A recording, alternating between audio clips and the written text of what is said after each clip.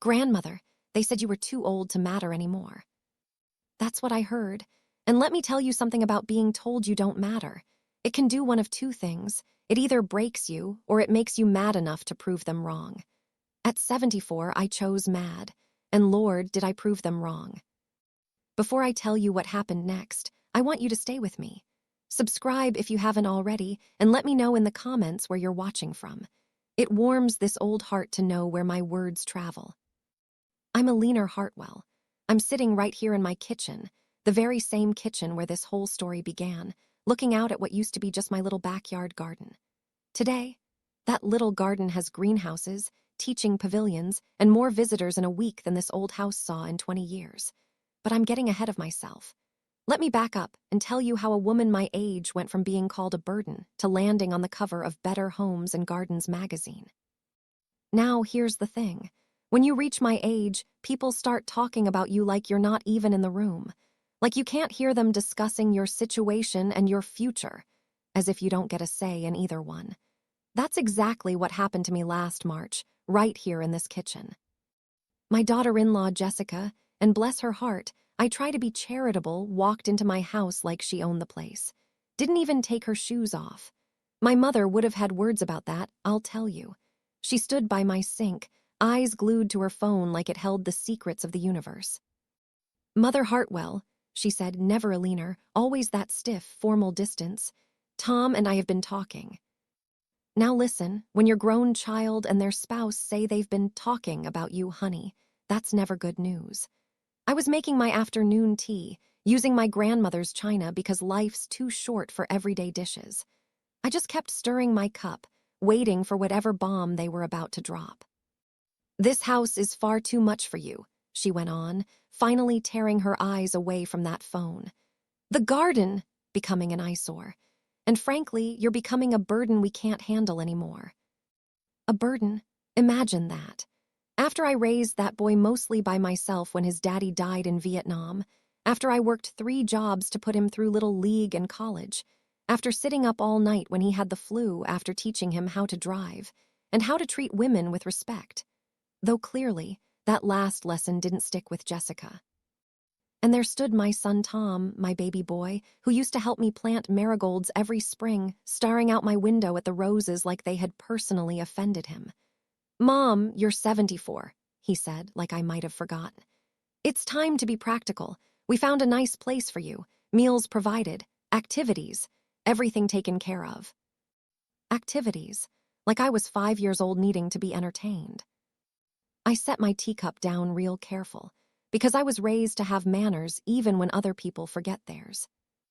And what about my garden? I asked.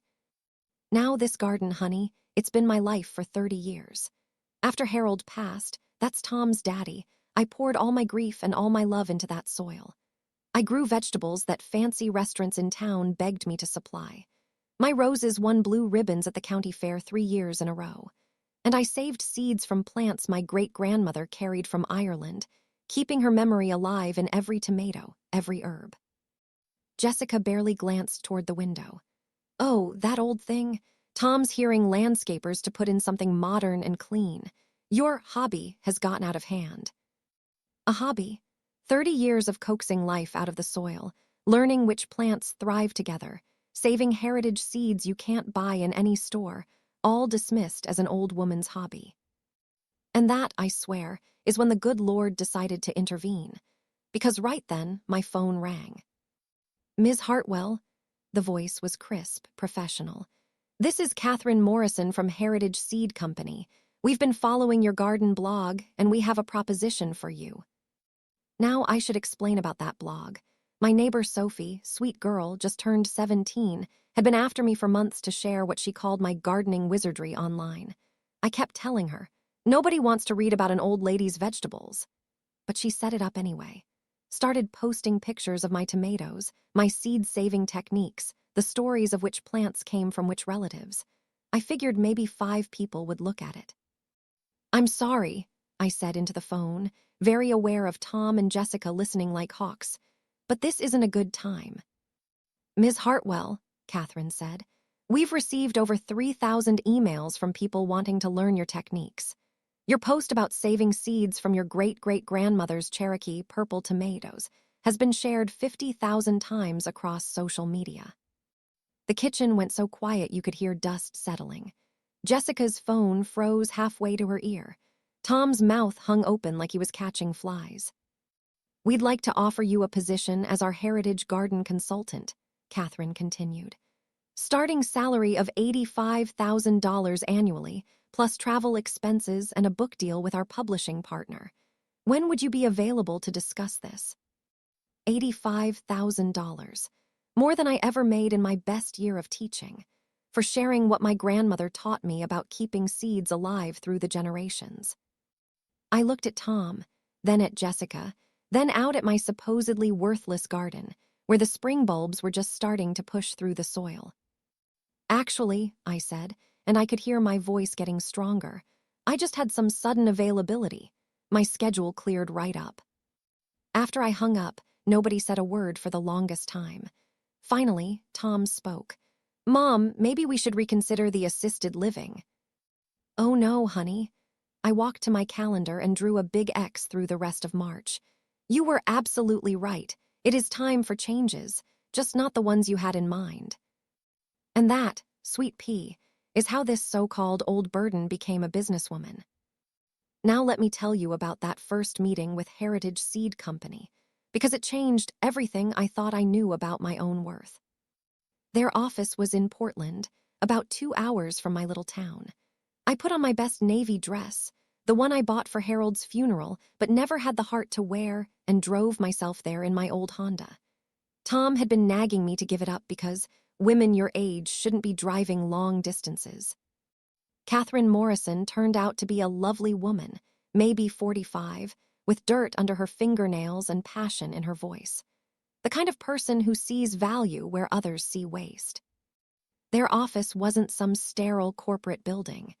It was a converted warehouse full of greenhouses, test gardens, and young people who looked at me like I was somebody important instead of someone in the way. "Eleanor," she said, and wasn't it nice to be called by my actual name? "We've been looking for someone with your knowledge for 3 years. Your blog reads like poetry, but more than that, it contains techniques that actually work. Our customers are desperate to learn from someone who knows what she's talking about." They showed me letters from people all over the country. A young mother in Texas wanting to grow the same beans her grandmother had grown.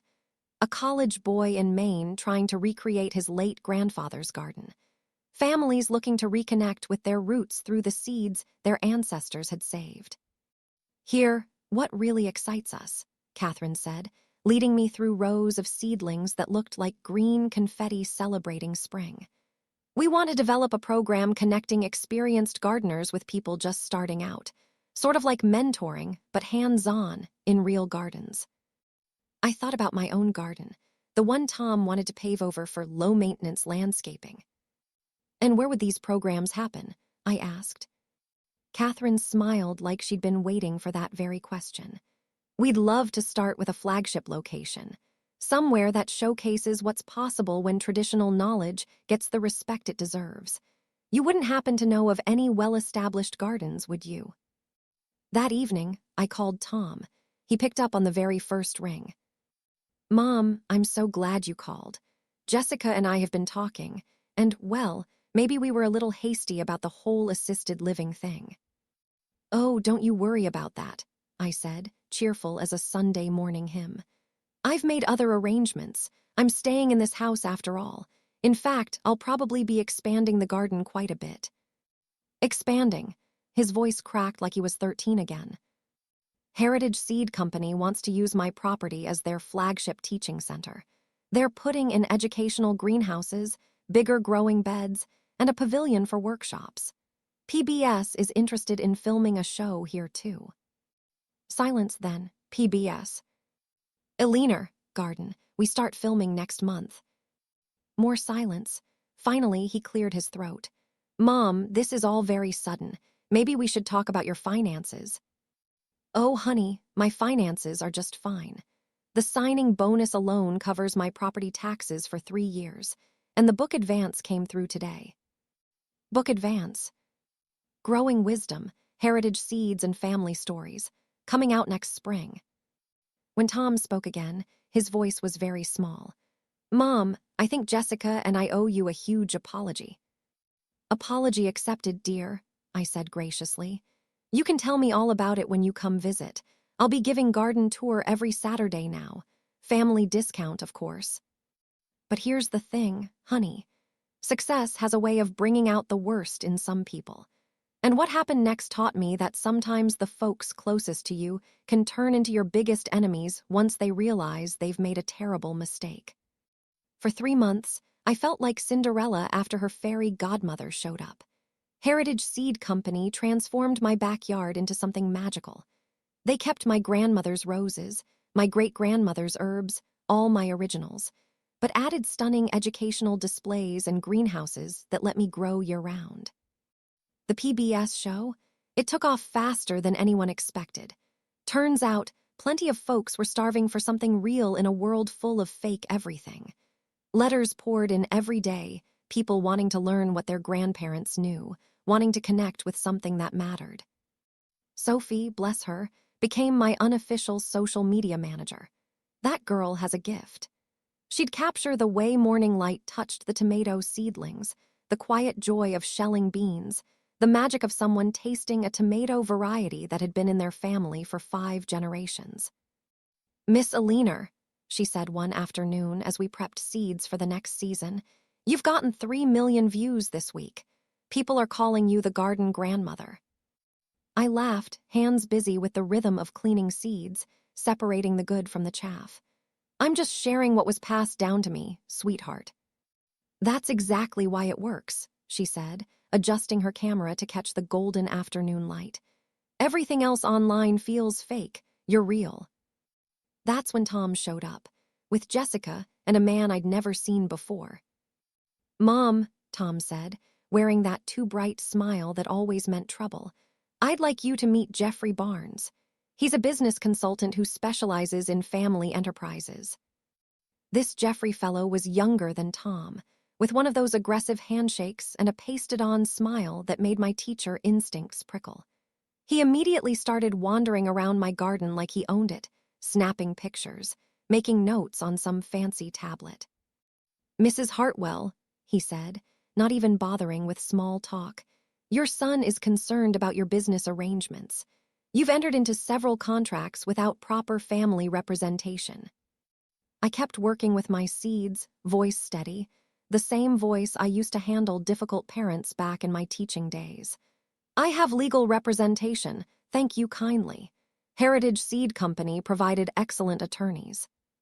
But you don't have family oversight, Jessica chimed in, moving to stand beside this Jeffrey fellow like they were teammates. People might take advantage of someone your age. Tom and I think it's time to formalize things properly. That's when Jeffrey popped open a briefcase, who even carries those anymore, and pulled out a stack of papers thicker than my grandmother's Bible. I've prepared some documents that would establish your son as your business manager, he said, spreading them across my potting table like playing cards. Just standard protection for someone in your situation. I set down my seed-cleaning tools and looked at those papers. You don't need a law degree to know when someone's trying to rob you blind. Power of attorney, business management agreements, fees that would hand them half of everything I'd built. And why, I asked, with that quiet tone that used to make my third graders sit up straight, would I need protection from people who saw value in my work when my own family wanted to put me away? Tom's face went red as my prized tomatoes. Mom, that's not fair. We just want to help. Help, I repeated. Like you helped when you called my life's work an eyesore. Like you helped when you put a deposit down on that facility without even asking what I wanted. Sophie had stopped taking pictures. She was watching the whole scene with the sharp eyes of someone who grew up online and could spot a scam from across the county. Mrs. Hartwell. Jeffrey cut in. Surely you understand that managing business relationships requires. Requires what? I stood up, and something in my voice made everyone freeze. Requires someone younger, requires a man, requires people who spent months trying to convince me I was worthless. I walked over to my rose bushes, their late summer blooms still gorgeous despite the heat. These roses had survived droughts and floods, harsh winters and scorching summers, because they had strong roots and the right care. "Let me tell you something about gardens," I said, turning back to face them. "They need patience, consistency, and respect for what came before. You can't rush them, you can't force them, and you sure can't control them with fancy contracts." I looked straight at Jeffrey. "And they also teach you how to recognize pests trying to destroy what you've worked so hard to grow." "Mom," Tom started, but I held up my hand. "Sophie, honey," I said to my young friend, "would you mind getting this conversation on video? I think my followers would love to see what happens when people try to take advantage of elderly content creators." Jeffrey's confident look cracked like an eggshell. In a world where everything can go viral, the last thing he wanted was to be the villain in grandmother's garden. "Perhaps we should discuss this privately," he said, shoving papers back into his briefcase. "Oh no," I said sweetly. "I believe in doing business in the sunshine, just like gardening." They left, but not before Tom muttered something about working this out as a family.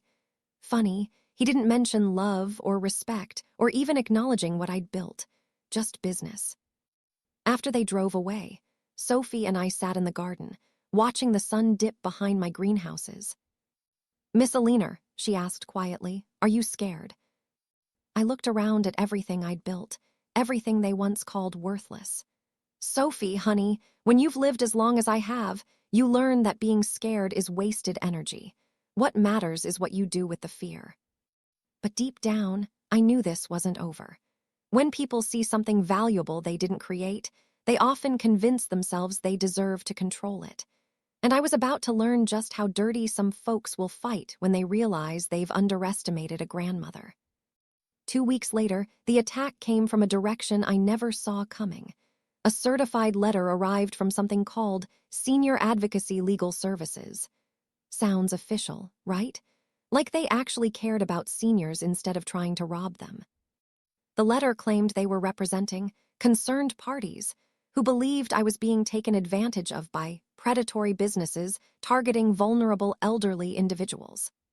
They demanded my financial records, questioned whether I was mentally capable of handling complex business, and even suggested my family might need to intervene to protect me.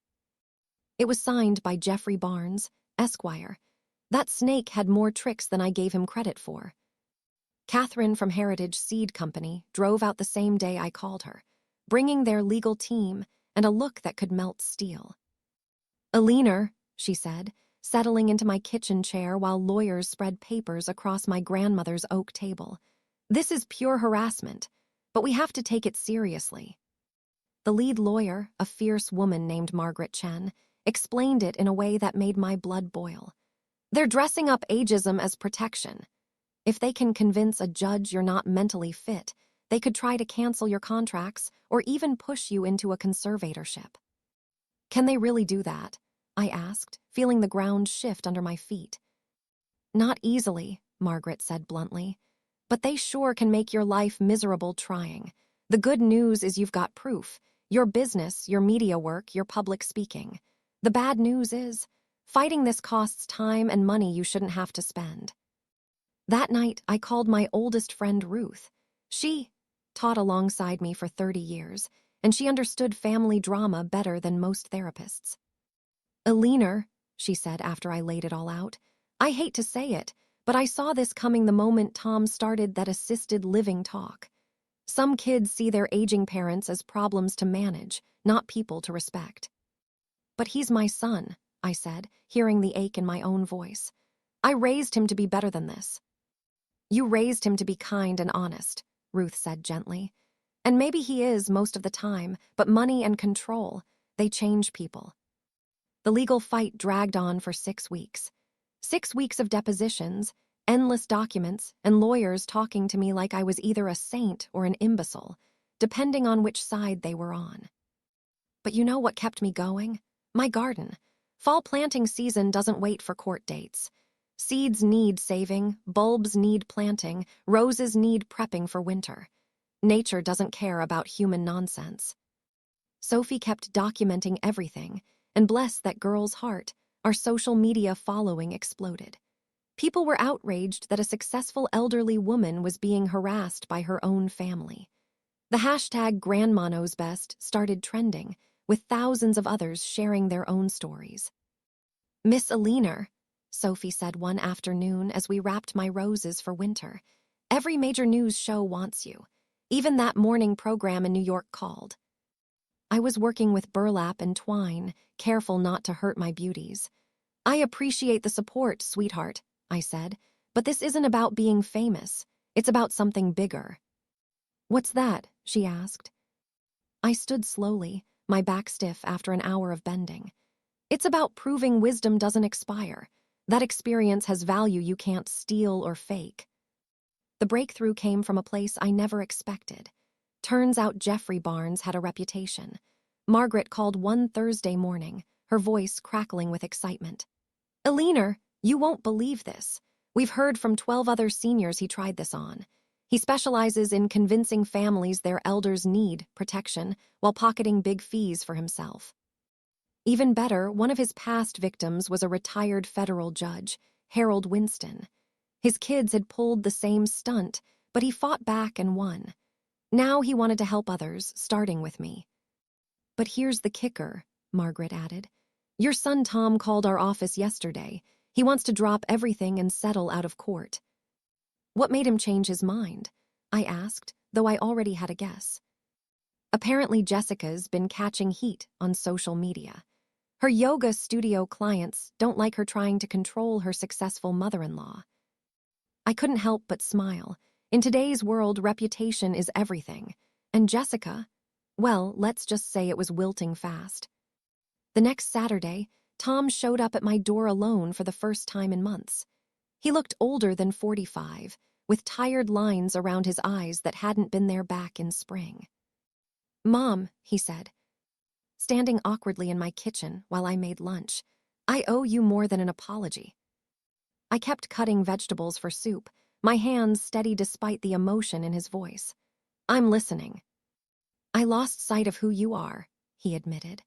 "I started seeing you as a problem to solve instead of my mother. The woman who raised me alone after Dad died, who worked 3 jobs to put me through college, who taught me to grow things and fix things and treat people right." I set down my knife and looked at him properly. "What made you realize that?" "Jessica and I are getting divorced," he said flatly. "We've been heading that way for months, but I was too scared to admit it. When she pushed the assisted living thing, I went along because I thought if I handled your situation, it might prove I was a capable adult."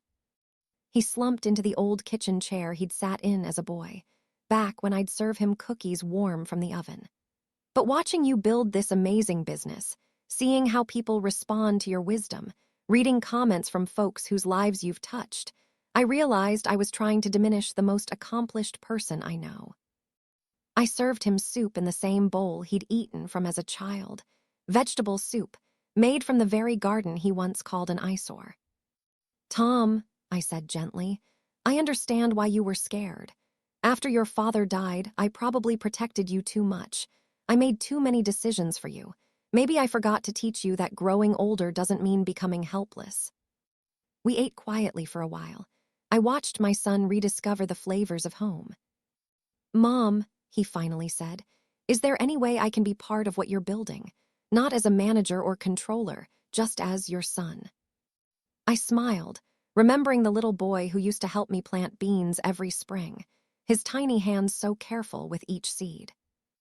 "Actually," I told him, "Heritage Seed Company wants to expand. They're planning programs that connect different generations through gardening. I told them I might know someone who could help coordinate that." Tom's face lit up like sunrise. "You'd trust me with that?" "Trust has to be earned back," I said honestly. "But love never went anywhere." And you know what? A year later, he proved himself worthy of that trust. Turns out Tom has a gift for organization and logistics. With his new respect for traditional knowledge, he's helped us build workshops that pair seasoned gardeners with young people eager to learn. It's a beautiful thing, teenagers learning to save seeds from grandmothers who thought nobody cared about their skills anymore. The legal mess with Jeffrey Barnes ended when Judge Winston and 11 other seniors filed a lawsuit against his so-called elder advocacy business. Barnes is now facing criminal charges, and his company's been shut down for good. Justice, like Gardens, takes time, but it usually arrives. Jessica, even after the divorce, still badmouths me on social media, but nobody's listening anymore. Folks can smell bitterness from a mile away, and it doesn't sit well. Sitting here now, looking out at what's become the Eleanor Hartwell Heritage Garden and Teaching Center, I can hardly believe the change. We welcome over 500 visitors each month, school groups learning plant biology, seniors sharing family gardening traditions, young families wanting to reconnect with the soil. The PBS show got renewed for 3 more seasons. My book became a bestseller, not just for gardening advice, but because it spoke about respecting elder knowledge and fighting back against ageism.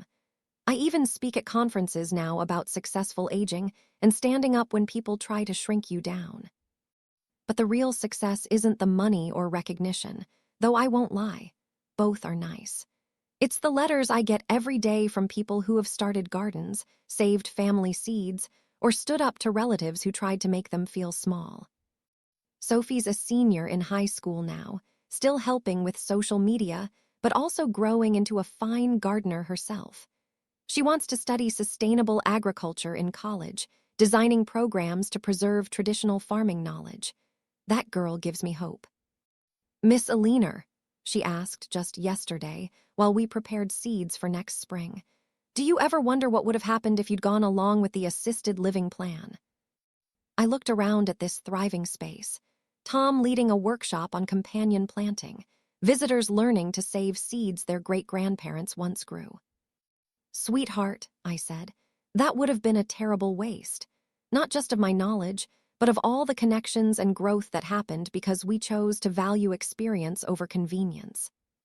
The phone rings constantly now, interviews, collaborations, people wanting to learn. But I've learned to pace myself. At 75, I don't have to prove my worth to anyone. As I finish writing this, spring is waking in the garden. The bulbs I planted last fall are poking through, the fruit trees are budding, the soil warming for another year's harvest. Everything in its own rhythm, same as it's always been. People ask what I've learned through all this. The answer is simple. Wisdom doesn't expire. Experience can't be downloaded. And knowledge passed from one generation to the next is too precious to dismiss as irrelevant. But the biggest lesson? It's never too late to bloom.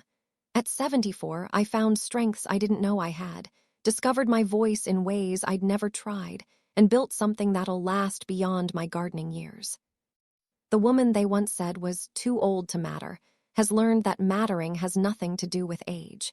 It's about how you use your wisdom, how you share your love, and how you keep growing, even when people try to convince you your best seasons are behind you. In my greenhouse right now, my great-great-grandmother's Cherokee purple tomatoes, the ones that started this journey, are sprouting. Tiny leaves stretching toward the light. Soon I'll transplant them into the garden, where another generation will tend them, save their seeds, and keep their stories alive. In gardens, like in life, the best harvests come from the longest cultivation. And honey, I'm nowhere near finished growing. If you've enjoyed my story, maybe think about the elders in your life. Ask them to teach you something. Listen to their stories. Remember that wisdom doesn't come with an expiration date. And if you're a senior yourself, facing people who try to diminish you, remember this. It's never too late to plant new seeds. Sometimes the most beautiful gardens bloom in the most unexpected seasons. Thanks for listening. Don't forget to subscribe and feel free to share your story in the comments. Your voice matters.